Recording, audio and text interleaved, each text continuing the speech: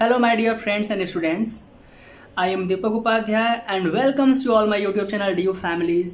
आज मैं आपको जो क्लास 9th का मैंने पिछले वीडियोस में आपको जो बताया था पार्ट 1 जो वीडियोस था उसमें हम जितने भी चीज़ों के बारे में डिस्कस किए थे और जो छूट गया था आज छूटा हुआ पोर्शन आज हम कंप्लीट कराने आए हैं। तो चलिए स्टार्ट करते हैं। स्टार्ट करने से पहले जो हमने पिछले वीडियोज़ में आपको बताया था उस पर थोड़ा सा क्विक रिविज़न कर लिया जाए। तो चलिए कुछ क्वेश्चंस ले लेते हैं। क्वेश्चंस क्या, जैसे मान लीजिए 2x² -5x+4, ठीक है। मान लीजिए ये हम ले लिए एक अलजेब्रिक एक्सप्रेशन, ठीक है। अब इस अलजेब्रिक एक्सप्रेशन मान लीजिए बाई चांस पूछ दे टर्म्स कितने हैं। पिछले वीडियोस का सारा हल्का सा रिवाइज करा रहे हैं बाबू आप लोगों को, कितने टर्म्स हैं। तो देखिए ऑपरेटर्स के हेल्प से जिन जिन चीज़ों को हम क्या कर रहे हैं, सेपरेट कर रहे हैं। देखिए इसमें 2 ऑपरेटर हैं और दोनों ऑपरेटर के हेल्प से हम 3 चीज़ों को क्या कर रहे हैं, सेपरेट। पहला टर्म्स हमारा ये हो गया, दूसरा टर्म्स हमारा ये हो गया और तीसरा टर्म्स हमारा ये हो गया। इसमें यानी कितने टर्म्स हैं, 3। कितने टर्म्स हैं, 3। और इसमें 3 टर्म्स, और अगर किसी अलजेब्रिक एक्सप्रेशन में यदि 3 टर्म्स होते तो उसे हम क्या कहते हैं, ट्राइनोमियल कहते हैं। क्या कहते हैं, ट्राइनोमियल। बहुत अच्छा। अब बाई चांस मान लीजिए पूछ दे कॉफिशिएंट। अब हमने बताया था आपको कि अगर कॉफिशिएंट पूछेगा या फिर कहेगा बताइए, तो पूछेगा कहेगा कि किसका बताना है आपको, वेरिएबल्स का नाम लेगा। अगर मान लीजिए हम कह रहे x² का कॉफिशिएंट बताइए, कॉफिशिएंट ऑफ x² का अगर मान लीजिए बताना हो गया तो साइन के साथ +2 कितना होगा कॉफिशिएंट, +2। और अगर कॉफिशिएंट ऑफ x बोल दिया तो x का कॉफिशिएंट क्या है, तो -x। हम हमेशा -5 हम हमेशा करते क्या है, साइन के साथ कॉफिशिएंट को बताते हैं। क्लियर है, बहुत अच्छी बात है। और अगर मान लीजिए पूछ दिया कि कौन सा पॉलिनोमियल है, तो हमने बताया था ना हाईएस्ट पावर देखते हैं, इसका डिग्री कितना है। इसमें 1 वेरिएबल है, सिंपली बहुत बढ़िया। हम क्या करेंगे, हाईएस्ट पावर देखेंगे। हाईएस्ट पावर देखिए x का पावर कितना है, 2 है, यानी ये कौन सा ये कौन सा पॉलिनोमियल है, तो क्वाड्रेटिक पॉलिनोमियल। क्लियर है, बहुत बढ़िया। वैसे जहाँ तक हम आपसे उम्मीद कर रहे हैं यही कि आप पिछला वाला वीडियोस देखे होंगे और देखते रहिए। और जब देखिए तो कॉपी पेन उठा करके देखिए, नोट्स बनाते रहिए, समझते रहिए, क्वेश्चंस करते रहिए और पूछते भी रहिए। अभी तक आप लोग बहुत कम लोग हैं जो एक्टिव हैं, बहुत कम लोग हैं जो क्वेश्चंस पूछ रहे हैं। हम चाहते हैं सभी लोग क्वेश्चंस पूछें।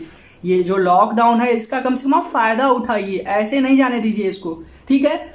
चलिए फिर आज हम जो पिछले वाले वीडियोस में जो क्लियर हो गया था वो सब क्विक हम रिवाइज करा दिए। अब हम जो छूट गया था आज उसको हम लोग डिस्कस करेंगे। फैक्टराइजेशन क्या होता है, हमने आपको फैक्टर के बारे में बताया था। फैक्टर का मतलब क्या होता है कि कोई मान लीजिए गिवन नंबर है, उस गिवन नंबर को कौन कौन से ऐसे नंबर हैं या डिजिट हैं जो उसको क्या करते हो, डिवाइड करते हो। दैट्स ऑल आर क्या होगा, फैक्टर, ठीक है। तो फैक्टराइजेशन हम क्या करेंगे, अब अलजेब्रिक एक्सप्रेशन का करेंगे। वहां पे तो सिंपली नंबर था, अब हम क्या करेंगे, अलजेब्रिक एक्सप्रेशन को बताएंगे कि उसके कौन कौन से फैक्टर होंगे। तो रिमाइंडर थ्योरम उसमें पहला फैक्टराइजेशन का मेथड है। तो ये समझने से पहले हम पहले एग्जांपल के माध्यम से समझ लेते हैं कि डिवाइड किसी भी चीज़ को हम कैसे करते हैं। तो चलिए डिवाइड करते हैं। f(x) मान लीजिए कोई हमारा फंक्शन दिया है, कोई हमारा पॉलिनोमियल दिया है, ये है हमारा वो पॉलिनोमियल, ठीक है। और हमें क्या करना है, इससे डिवाइड करना है। मतलब ये हमारा क्या है, डिवीजर है और ये हमारा क्या है, तो डिविडेंड है, ठीक है। एकदम सिंपल, जैसे आप डिवाइड करते हैं एकदम नॉर्मली, वैसे ही यहाँ पे भी क्या करना है, डिवाइड करना है। यानी 2x² -5x+4 किसी से डिवाइड करना है, तो x - 2 से डिवाइड करना है, ठीक है। अब देखिए कैसे डिवाइड करते हैं, x और यहाँ पे क्या है, 2x² है, यानी x में हम कितने का मल्टीप्लाई करें कि हमारा x² आए, कितने का, तो x का। और यहाँ पे न्यूमेरिकल वैल्यू 2 है और इसके आगे क्या है, 1 है। तो 1 में कितने का मल्टीप्लाई करें कि 2 है, तो जाहिर सी बात है 2 का। यानी अगर 2x का हम x में मल्टीप्लाई कर देंगे तो 2x² आ जाएगा। और इसका साइन कैसा है, तो पॉजिटिव है। तो हमेशा इसके आगे का जो साइन होता है वो हम पहले लिख लेते हैं। और कितनी बार में x में मल्टीप्लाई करेंगे कि 2x² है, तो 2x का। बस सिंपली यहाँ पे लिखिए और यहाँ पर जो आप लिखते हैं उसका मल्टीप्लाई दोनों में हम करते हैं। यानी 2x का मल्टीप्लाई जब x के साथ करेंगे तो 2x² आएगा, और जब ये +2x का मल्टीप्लाई -2 के साथ करेंगे तो हमारा -4x आएगा। क्लियर है। अब जैसे घटाते हैं सिंपली हम वैसे घटा देंगे, यानी माइनस ये आपका खत्म हो गया। और जब इसको सॉल्व करेंगे तो हमारा आ जाएगा -x+4। अब देखिए यहाँ पे माइनस है, इस वेरिएबल्स का साइन कैसा है, माइनस है, तो हम भी यहाँ पे क्या करेंगे, माइनस लगा देंगे। अब x में कितने का मल्टीप्लाई करें, तो x है, जाहिर सी बात है 1 का, ठीक है। तो हम क्या करेंगे, 1 का मल्टीप्लाई कर देंगे। अब जब 1 का मल्टीप्लाई करेंगे -1 का मल्टीप्लाई हम क्या अब क्या करें, इन दोनों में करें। तो -1 का जब इसमें मल्टीप्लाई करेंगे तो आपका आएगा -x, और जब -1 का मल्टीप्लाई -2 में करेंगे तो आपका आएगा +2। फिर घटा दीजिए उसको, तो प्लस माइनस ये आपका खत्म हो गया, और जब इसको सॉल्व किया आपने तो आ गया 2। देखिए ये हमारा क्या है, तो ये हमारा है gx, यही है हमारा डिवीजर, ये हमारा क्या है तो डिवीजर है, और ये क्या आया है qx, इसे हम लोग बोलते हैं qx, यानी qx का मतलब क्या क्वेशिएंट, qx का मतलब क्या क्वेशिएंट, और ये हमारा क्या बचा है रिमाइंडर, यानी रिमाइंडर इसे हम लिख देते हैं यहाँ पे, और रिमाइंडर को हम लोग क्या बोलते हैं तो rx बोलते हैं, क्या बोलते हैं rx। आप जब छोटे थे तो बचपन में डिवाइड करते थे ना, तो डिवाइड करके आप उसको क्रॉस चेक करते थे। क्रॉस चेक कैसे करते थे, तो आप क्या करते थे हमेशा dividend, dividend is equals to क्या करते थे, ये इसको लाने के लिए हम इसका और इसका आपस में मल्टीप्लाई करते थे, मतलब क्वेशिएंट और डिवीजर का हम क्या आपस में करते थे मल्टीप्लाई, यानी क्वेशिएंट मल्टीप्लाइड बाय डिवीजर, और जब इनका मल्टीप्लाई कर लेते थे जो आता था उसमें क्या करते थे रिमाइंडर हम ऐड कर देते थे। बहुत बढ़िया, यहाँ पे भी वही करना है और कुछ नहीं, यानी डिविडेंड को हमने यहाँ पे क्या माना है, तो डिविडेंड को हमने माना है fx, यानी fx इज इक्वल्स टू क्वेशिएंट को हमने क्या माना है तो qx, जहाँ क्वेशिएंट है वहाँ पे हम qx लिख सकते हैं, बहुत बढ़िया, इनटू मल्टीप्लाई का साइन है, और डिवीजर क्या है तो डिवीजर हमारा gx था, यानी हम gx यहाँ पे लिख दिए, और प्लस rx, यही होता है रिमाइंडर थ्योरम, कुछ नहीं होता है, सिंपली यही होता है। और रिमाइंडर थ्योरम के माध्यम से हम क्या करते हैं, किसी भी अलजेब्रिक एक्सप्रेशंस में कितने रिमाइंडर बच रहे हैं या फिर ये नहीं बच रहे हैं, इसी के माध्यम से हम क्या करते हैं चेक करते हैं। ठीक है, तो चलिए अब इसको समझते हैं। रिमाइंडर थ्योरम, रिमाइंडर थ्योरम के बारे में मैंने यहाँ पे एक क्वेश्चन करा दिया। अब अगर आप ये क्वेश्चन समझ गए ना तो रिमाइंडर थ्योरम भी समझ गए होंगे। देखिए रिमाइंडर थ्योरम का हम यूज़ क्यों करते हैं, ताकि हम ये जान पाए कि किसी भी अलजेब्रिक एक्सप्रेशन में हम जिससे डिवाइड करते हैं, यानी डिवीजर से हम डिवाइड करते हैं, तो डिवाइड करने पर क्या हमारा आता है, या फिर कभी कभार क्वेश्चन घुमा करके पूछ देता है कि हम किसी भी अलजेब्रिक एक्सप्रेशन में से कितना माइनस करें कि जिससे हम डिवाइड कर रहे हैं उससे एग्जैक्टली डिविजिबल हो जाए। तो देखिए यहाँ पे हमने क्या, जब इसको डिवाइड किया तो यहाँ पे रिमाइंडर आपका 2 बचा, यानी अगर यहाँ पे 2 ना होकर के 0 होता तब तो ये एग्जैक्टली डिविजिबल कर देता है x-2, तो आखिर कैसे करेगा, क्या करेंगे आप, तो जो आपका अलजेब्रिक एक्सप्रेशन था जस्ट उसी में से क्या करिए आप 2 को माइनस कर दीजिए, यानी अगर 2x² माइनस 5x अगर प्लस 2 होता तब तो आसानी से सॉल्व हो जाता। तो यही रिमाइंडर थ्योरम का यूज है। और रिमाइंडर थ्योरम के बारे में हल्का सा जानकारी और दे देते हैं। अब देखिए रिमाइंडर थ्योरम हम अप्लाई किसी भी अलजेब्रिक एक्सप्रेशंस को डिवाइड करने के लिए तभी कर सकते हैं, रिमाइंडर जानने के लिए तभी कर सकते हैं जब जिसमें हम डिवाइड करें, मतलब जो हमारा डिविडेंड हो वो उसका डिग्री कितना हो, हाईएस्ट डिग्री 1 या मोर देन 1 हो। ठीक है, 1 या मोर देन 1 हो, यानी x+2 होगा तब कर सकते हैं, x² + 4 होगा तब कर सकते हैं। उसका जो उसमें जो वेरिएबल्स के पावर हैं वो कम से कम 1 होने चाहिए, मोर देन कम से कम 1 होने चाहिए या फिर उससे अधिक होना चाहिए।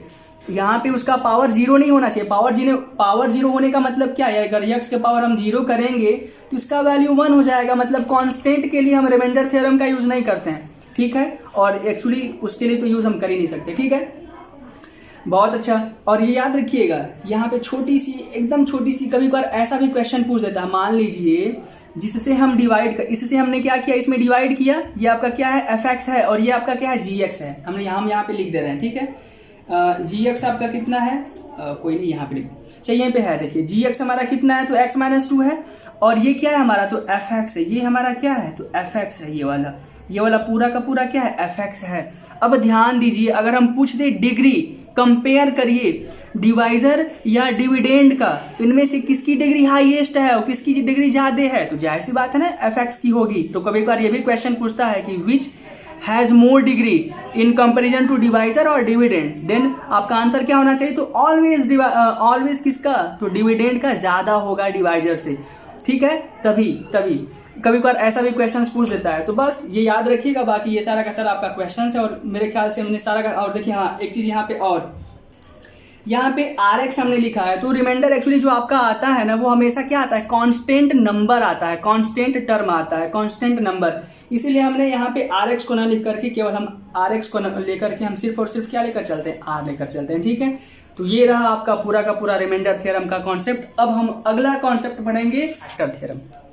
अब देखिए इसको भी सबसे पहले हम एक एग्जांपल के माध्यम से समझते हैं। अगर क्वेश्चन में दे दिया कि चेक वेदर द फॉलोइंग जो भी आपका दे दे एक्सप्रेशन का चेक करिए कि क्या ये इसका फैक्टर है।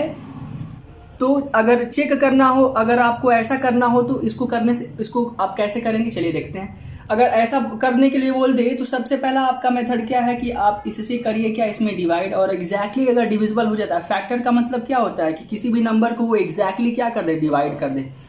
अगर ये एक्सप्रेशन यदि इस एक्सप्रेशन को एग्जैक्टली डिवाइड कर देता है ना, मतलब ये क्या है, उसका फैक्टर है। तो चलिए हम सारा का सारा मेथड देख लेते हैं। यानी 2x + 1 हम किस में डिवाइड, 4x³ + 4x² - x - 1 हम इसमें क्या कर रहे हैं, डिवाइड। देखिए यहाँ पे 2x और यहाँ पे कितना है, 4x³ है। तो 2x में हम कितने का मल्टीप्लाई करें कि 4x³ हो जाए, तो 2x² का साइन पॉजिटिव, इसलिए हम इसका भी साइन पॉजिटिव रख रहे हैं। 2x² का जब इसमें मल्टीप्लाई कर देंगे तो 4x³ हो जाएगा, और जब 2x² का 1 में मल्टीप्लाई करेंगे तो आपका हो जाएगा 2x²। ठीक है, माइनस कर देंगे, ये खत्म हो गया आपका, ये हो जाएगा 2x² - x - 1। अब फिर 2x² में हम कितने का मल्टीप्लाई करें, अरे सॉरी 2x में हम कितने का मल्टीप्लाई करें कि 2x² है, तो कितने का, तो +x का केवल। अगर +x का इसमें मल्टीप्लाई करेंगे तो हमारा ये आ जाएगा, यानी कितना हो गया 2x², और 1 में x का मल्टीप्लाई करेंगे तो +x हो जाएगा। ठीक है, अब क्या, तो माइनस और माइनस। ठीक है, जो यहाँ पे साइन होता है जस्ट उसका अपोजिट लेकर चलते हैं। ये खत्म हो गया आपका, ये हो जाएगा -2x और ये हो जाएगा -1। अब देखिए माइनस का साइन है यहाँ पे, तो जस्ट हम यहाँ पे भी क्या करेंगे, माइनस का साइन लगा लेंगे, और 2x में कितने का मल्टीप्लाई करें, -1 का करें। 1 माइनस तो पहले से लिया है 1, यानी इसमें जब इसका करेंगे तो -2x और -1, बस ये पूरा का पूरा खत्म। देखिए एग्जैक्टली रिमाइंडर कुछ बचा, कुछ नहीं बचा। यानी ये जो एक्सप्रेशन है ना, ये इस एक्सप्रेशन को, ये इस fx को क्या कर रहा है, एग्जैक्टली डिविजिबल कर रहा है। यानी ये इसका क्या फैक्टर है, ये इसका क्या है, फैक्टर है। समझ में आया, समझ में आया आपको, बहुत अच्छी बात है। नहीं आएगा ना बाबू, आप तुरंत पूछिएगा और क्वेश्चंस करते रहिए, क्वेश्चंस करते रहिए। बैठिए वीडियोस देखने तो कॉपी पेन ले लीजिए, ऐसे नहीं सिंपली बस देख नहीं रहे, नहीं आपको ये नहीं करना है। कॉपी पेन उठाइए और फटाक से ऐसे क्वेश्चंस करिए, नोट्स बनाइए, और जो नहीं आ रहा तुरंत पूछिए। ये समझ में आ गया। अब दूसरा मेथड क्या है, तो देखिए आपका इसी को चेक करने के लिए बोला था ना फैक्टर, तो हम इसको सबसे पहले कर क्या लेते हैं, 0 के बराबर। ठीक है, यानी अब x का यहाँ से सॉल्यूशन निकालेंगे तो x = क्या हो जाएगा, -1/2।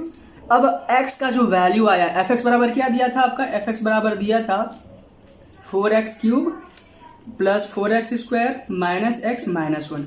x का जो वैल्यू आया -1/2 हम क्या कर देंगे, इसमें पुट कर देंगे, जहाँ जहाँ x है उन सब में पुट कर देंगे। यानी 4 × -1/2 का क्यूब + 4 × -1/2 का स्क्वायर, माइनस पहले से है और ये माइनस मिलके प्लस हो जाएगा, +1/2 -1। देखिए अब -1/2 का क्यूब करेंगे तो कितना आएगा, तो माइनस का क्यूब करेंगे तो माइनस ही आएगा, और 1/2 का क्यूब करेंगे तो 1/8 आएगा, यानी -4/8। ये पॉजिटिव हो जाएगा, साइन माइनस पॉजिटिव हो जाएगा, और 1/2 का 1/4 होगा। ठीक है, यानी 4/4 प्लस के साइन के साथ, और +1/2 -1। अब देखिए ये तो खत्म हो गया, 1 हो गया, यहाँ पे कट जाएगा, 1 हो जाएगा, और +1 -1 ये पूरा का पूरा ये खत्म सिस्टम आपका। -4/8 ये जब कटेगा तो आपका कितना हो जाएगा, -1/2 और +1/2। बस इसको सॉल्व करेंगे 0। यानी ये जो 2x + 1 है, दूसरा मेथड चेक करने का, ये फैक्टर है कि नहीं। देखिए एग्जैक्टली डिविजिबल किया कि नहीं किया। हमारा जो सॉल्व करने पर ये जो x का यहाँ से वैल्यू जो निकाले थे, इस फैक्टर में पुट कर, यहाँ पे इस एक्सप्रेशन में पुट करने पर x का वैल्यू वही आपका, देखिए 0 आया कि नहीं आया, आया ना। तो जब कभी भी ऐसा होगा, जब कभी भी आपका क्या होगा, अगर जिसे बोला रहेगा चेक करने के लिए, उसको हम क्या करेंगे, 0 के बराबर करेंगे, वहाँ से x का वैल्यू निकाल करके उस फंक्शन में हम उस एक्सप्रेशन में रखेंगे, और उस एक्सप्रेशन में पुट करते ही यदि उस पूरे इक्वेशन का वैल्यू 0 आ जाएगा, मतलब ये उसका क्या कहलाएगा, फैक्टर। या इस तरह करिए या फिर इस तरह करिए, दोनों का दोनों मेथड सही है। तो फैक्टर थ्योरम समझ में आ गया। एक बार और बता देते हैं थोड़ा बुकिश लैंग्वेज के अकॉर्डिंग। अब देखिए मान लीजिए हमारा कोई fx पॉलिनोमियल है, एकदम सेम इसी के जैसा, जिसका डिग्री क्या हो, फैक्टर से बड़ा, मतलब सिंपली जिसका जो डिग्री हो क्या हो, 1 से बड़ा हो। ठीक है, जिसका डिग्री क्या हो, 1 से बड़ा हो, ऐसा कोई पॉलिनोमियल है। अब कंडीशन क्या बनता है, यदि उसका रिमाइंडर, देखिए हमने यहाँ पे जब इससे डिवाइड किया तो उसका रिमाइंडर क्या आया, उसका रिमाइंडर 0 आया ना, हमने जब डिवाइड किया तो जब उसका रिमाइंडर क्या आएगा, 0, क्या आएगा, 0। यानी तब हम ये कह सकते हैं कि जिससे हमने डिवाइड किया उस पॉलिनोमियल में, वो उसका क्या है, फैक्टर, वो उसका क्या है, फैक्टर। वही यहाँ पे हम लिखे हैं। ठीक है, कंक्लूड करके समझ में आया। अब दूसरा मेथड जो हमने ये किया, अब अगर बाई चांस कह दे कि ये इसका फैक्टर है, ये क्या है, ये इसका फैक्टर है, अगर ये बोल दे आपसे, तो अगर आपको देखना हो कि सच में ये फैक्टर है कि नहीं, तो आप कैसे चेक करेंगे? बस कुछ नहीं करना है, इसको 0 के बराबर करिए, इसको 0 के बराबर करिए और यहाँ से जो x का वैल्यू आएगा बस उसी x के वैल्यू को उस पॉलिनोमियल में पुट करिए, और पुट करने पे यदि उसका रिमाइंडर, मतलब यदि उसको पुट करने पर, उसको सॉल्व करने पर यदि उसका वैल्यू 0 आता है, मतलब सही बोला था उसने, उसका क्या होगा? फैक्टर होगा। ठीक है, तो आपका रिमाइंडर थ्योरम और फैक्टर थ्योरम हो गया है खत्म आपका। अब फैक्टर हम लोग करेंगे ग्रुपिंग के जरिए, तो चलिए उसको भी देख लेते हैं। तो अब फैक्टर बाय ग्रुपिंग, अब इस मेथड को कैसे अप्लाई करके हम कैसे फैक्टराइजेशन करेंगे, तो देखिए पहला क्वेश्चन इस पे। अब हम सबसे पहले करेंगे क्या ना, ग्रुपिंग कर लेंगे, मतलब ग्रुपिंग का, अभी देखिए एक्स स्क्वायर प्लस 3x, हम इसको एक साथ कर लिए। ठीक है, ग्रुपिंग कर रहे हैं, यहाँ पे ग्रुप में उन दोनों को कर रहे हैं, प्लस x प्लस 3 को हम एक साथ कर लिए। अब ध्यान दीजिए, अब इसमें से कुछ कॉमन हो सकता है, तो हाँ हो सकता है, और इस प्रकार आपको कॉमन करना है, या फिर ग्रुपिंग इस प्रकार करना है कि जो दो ब्रैकेट में बने वो भी बाद में क्या हो जाए? कॉमन हो जाए। इसको ध्यान में रखते हुए क्या करिएगा? ग्रुपिंग। ठीक है, अब यहाँ पे x, यहाँ पे 2 है, यहाँ पे 1 x है, यहाँ पे कोई नंबर नहीं, यहाँ पे 3 है, तो केवल हम कॉमन किसे कर सकते हैं? केवल 3 को कॉमन करने का मतलब क्या होता है? कॉमन करने का मतलब होता है ना, जैसे आप जब कभी क्रिकेट खेलते होंगे तो कभी कभार नहीं होता है कि 11 लोग हो जाते हैं, वैसे गांव में, मतलब नॉर्मली हम कह रहे हैं, मान लीजिए 11 लोग हैं खेलने को, तो 5-5 की टीम बट गई, 1 लोग बच जाते हैं, तो उसे हम क्या कर देते हैं? कॉमन। कॉमन करने का मतलब क्या? वो मेरे में भी खेलेगा और दूसरे टीम में भी खेलेगा, पहली टीम और दोनों टीम, पहली और दूसरी टीम दोनों में भी खेलेगा। ठीक, यहाँ पे भी वही कॉमन का मतलब है, मतलब वो दोनों टर्म्स में होना चाहिए, तभी उसे हम क्या कर सकते हैं? कॉमन। या फिर सिंपली जिसे हम कॉमन करते हैं वो सब में होगा, तभी हम उसे कॉमन कर सकते हैं, ये याद रखिएगा। यानी यहाँ पे x 2 है, यहाँ पे 1 x है, यानी 1 x दोनों में है, तो उसे हम क्या कर लेते हैं? कॉमन कर लेते हैं। यानी जब यहाँ से 1 x हटाएंगे तो बचेगा 1 x प्लस 3, और यहाँ से देखिए हम क्या कुछ कॉमन कर सकते हैं? कुछ नहीं कॉमन कर सकते हैं, तो 1 तो सभी में होता है, हम 1 कॉमन कर लिए। अब देखिए यहाँ पे भी x प्लस 3 और यहाँ पे भी x प्लस 3, अब हम x प्लस 3 को कॉमन कर लेते हैं, तो जब x प्लस 3 को कॉमन कर जाएंगे तो यहाँ पे बचेगा x और यहाँ पे बचेगा प्लस 1, बस उसको भी लिख लीजिए। देखिए ये हो गया आपका फैक्टराइज। यानी अगर हम पूछ दें कि इसके फैक्टर कौन कौन से हैं, तो x प्लस 3 और x प्लस 1। अब अगर चेक करना होगा तो आप फैक्टर थ्योरम से आप आसानी से चेक कर सकते हैं। x प्लस 3 को 0 के बराबर करिएगा, यानी x इक्वल्स टू -3, और -3 आप इसमें पुट करेंगे तो ये पूरा का पूरा इक्वेशन क्या हो जाएगा? 0। ठीक है, या फिर इसे आप वैसे करके चेक कर सकते हैं।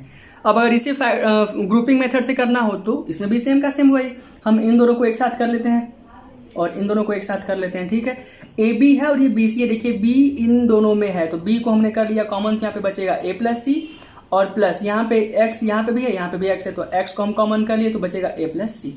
ए प्लस सी यहाँ पे भी, यहाँ पे भी, यानी ए प्लस सी अगर हम कॉमन करेंगे तो बच जाएगा बी प्लस एक्स। ये हो गया आपका फैक्टर बाय ग्रुपिंग। ठीक है, ये 2 एग्जाम्पल। अब अगर मान लीजिए कॉमन लेके करना हो तो ये ग्रुपिंग वाला भी था और कॉमन देखिए हमने यहाँ से किया ना, बस अब जस्ट उसी पे एक एग्जांपल कॉमन पे 36 और ये 60 है, क्या इनमें से कुछ कॉमन हो रहा है? सोचिए। और a क्यूब b और a स्क्वायर bc, इनमें से क्या कॉमन होगा? तो सोचिए और सोच करके करिए। वीडियो को पॉज करिए और करना स्टार्ट करिए, बैठिए नहीं, सिर्फ वीडियो को देखिए नहीं। ठीक है, ये चैनल बना है आपके लिए, तो इसका फायदा उठाइए और क्वेश्चंस करिए, जो नहीं आ रहा पूछिए। हम क्या कर सकते हैं? इसमें से 6 कॉमन कर सकते हैं। 6 a क्यूब b है, मतलब यहाँ पे a 3 है, यहाँ पे a 2 है, तो हम a 2 कॉमन कर सकते हैं क्योंकि 2 a दोनों में है, और यहाँ पे एक b है और यहाँ पे एक b है, तो हम b को भी कॉमन कर लेते हैं। तो जब 6 a स्क्वायर b हम कॉमन करेंगे तो यहाँ पे बच जाएगा 6 a केवल माइनस, और यहाँ पे जब 6 को कॉमन किया तो यहाँ पे क्या बचेगा? 10। क्या बचेगा यहाँ पे? 10। इसके अलावा और कुछ भी कॉमन हो सकता था क्या? 12 कॉमन हो सकता था। देखिए 12, कोई बात नहीं। फिर हम यहाँ पे क्या कर लेंगे? 12 कॉमन कर लेंगे, तो 12 कॉमन करेंगे तो 12 3 36, यानी यहाँ पे कितना हो जाएगा? 3a, और यहाँ पे कितना हो जाएगा? 5। ठीक है, 5 हमने 2 a कॉमन कर लिया और b भी कॉमन किया, यानी बच गया c केवल। देखिए ये हो गया आपका क्या? कॉमन लेकर के फैक्टर हमने यहाँ पे कर दिया है। तो इस प्रकार भी हम क्या करते हैं? फैक्टर करते हैं। अगर इसमें करने की बात किया जाए तो इसमें भी सबसे पहले ग्रुपिंग कर लीजिए। ग्रुपिंग क्या? तो इनको और इनको ग्रुपिंग कर लीजिए। ठीक है, और ठीक है, ये आपने ग्रुपिंग कर लिया, यानी इसमें से हम क्या कॉमन कर ले 4x², क्या कॉमन कर लें 4x², तो यहाँ पे बचेगा आपका केवल x और यहाँ पर बचेगा केवल 1। अब देखिए अगर हम यहाँ से -1 अगर कॉमन कर ले, -1 हम क्या बोले -1, अगर हम -1 कॉमन करते हैं तो जो साइन जो आपके क्या थे नेगेटिव, तो सारे के सारे पॉजिटिव हो जाएंगे। ठीक है, तो ये हो जाएगा x और ये हो जाएगा +1। अब देखिए x+1 यहाँ पे भी, x+1 यहाँ पे, यानी हम x+1 को अब कॉमन कर लेते हैं, तो बच जाएगा 4x² - 1। ये भी क्या हो गया आपका, इसे भी और चाहें तो कर सकते हैं। ये बात याद रखिएगा, उसकी हाईएस्ट डिग्री जितनी होती है उसके उतने ही number of roots, number of solutions होते हैं। ठीक है, इसे और भी कर सकते हैं। कैसे, देखिए ये a² - b² के फॉर्मूले पे है, 2x का होल स्क्वायर - 1 का होल स्क्वायर लिख सकते हैं कि नहीं, लिख सकते हैं ना, तो चलिए लिख लेते हैं तब, यानी x+1, इसे हम क्या लिख सकते हैं 2x का स्क्वायर - 1 का स्क्वायर। ठीक है, ये हमने क्या कर दिया, लिख दिया। अब a² - b² का फॉर्मूला होता है a - b एक ब्रैकेट में और एक ब्रैकेट में a + b, बस यहाँ पे अप्लाई कर देंगे, यानी x+1 एक ब्रैकेट में 2x+1 और दूसरा ब्रैकेट में 2x - 1। ठीक है, ये हो गए आपके फैक्टर। कैसे, तो कॉमन करके, ग्रुपिंग करके, दोनों के दोनों हमने आपको समझा दिया।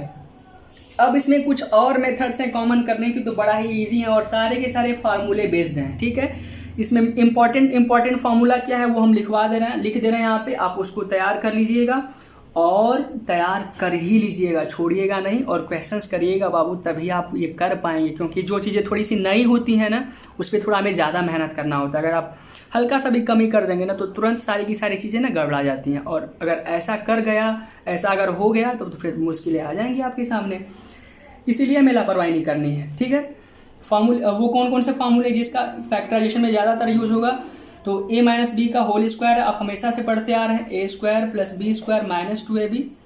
किसी बुक में -2b इधर लिखा रहता है, कोई दिक्कत नहीं, जहाँ लगा दीजिए।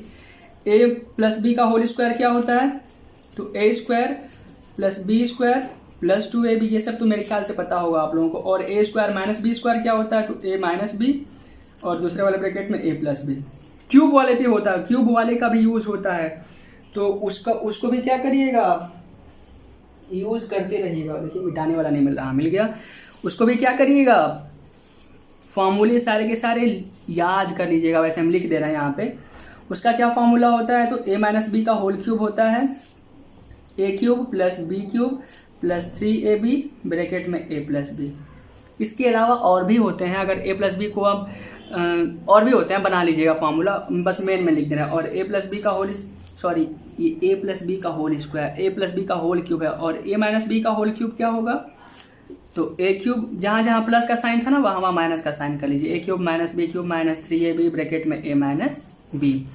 अगर इससे कई सारे फार्मूले बन सकते हैं। अगर हम a³ + b³ का फार्मूला पूछ दिए तो बस इसको इधर ही रहने दीजिए, बाकी सबको इधर भेज दीजिए। एक हम बता दे रहे हैं, बाकी बना लीजिएगा आप। a + b का होल क्यूब हम इसके बराबर निकाल रहे हैं, यानी इसके अलावा जो बचे, अब हम इसे सब्जेक्ट बना रहे हैं, बाकी इसके अलावा जो बचे हैं सारे के सारे टर्म्स को हम क्या करेंगे, इधर भेज देंगे, यानी -3ab और ब्रैकेट में a + b = क्या, तो a³ + b³ हमें इसी का बनाना था। अब देखिए a + b का होल क्यूब, यानी यहाँ पे a + b 3 है और यहाँ पे 1 है, तो हम क्या कर लेते हैं, 1 कॉमन कर लेते हैं, तो यहाँ पे बच जाएगा क्या, a + b का होल स्क्वायर, इसको ओपन कर देते हैं, यानी a² + b² और क्या +2ab, और यहाँ पे पहले से क्या था, -3ab पहले से था। ठीक है, और जब इन दोनों को हम सॉल्व करेंगे तो क्या आ जाएगा, a + b तो पहले से था वैसे का वैसे, ये हो जाएगा a² + b² और इसको जब सॉल्व करेंगे तो -ab। ठीक है, किसका फॉर्मूला है, तो a³ + b³ का फॉर्मूला है, याद रखिएगा ये भी फॉर्मूला होता है, और इसका भी बड़ा ही यूज़ होगा जब क्यूबिक पॉलिनोमियल का फैक्टराइजेशन करेंगे, या a³ - b³ का इसका यूज़ होगा।